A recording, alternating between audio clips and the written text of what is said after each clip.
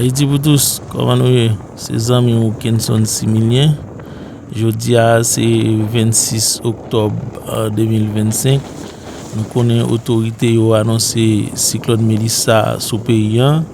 Alors nous avons fait diligence, nous descendons dans la ville locale pour nous regarder comment la situation est présentée. Nous avons commencé à sillonner depuis sur la route aéroport international Antoine Simon. Et nous avons activité campé, activité commerciale. Et nous simplement remarqué pompe gasoline qui continue à bailler gaz depuis semaine jusqu'à présent, il y a bailler gaz. Nous remarqué qui ouvre, qui bailler service. Parce que nous ne pouvons pas arrêter sans pas brasser cette bouche là.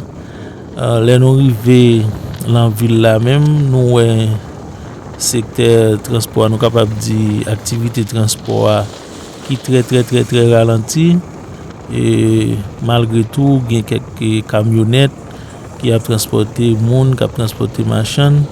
Parce que là, nous sommes passés bon marché en fer, nous avons machine fruits, il y a quelques graines qui sont allées, des machines d'isio et pour vendre.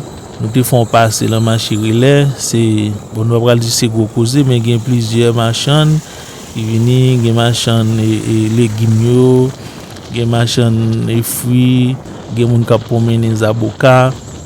En gros, c'est comme ça. Et nous, c'est comme ça nous ouais activité dans la ville. Alors, nous avons quitté vivre comment ça est et avec yeux pour si vous faites arriver sur Chanèl ça, pas oublier pour abonner, like, partager pour vidéo ça qui arrive jeune plus monde.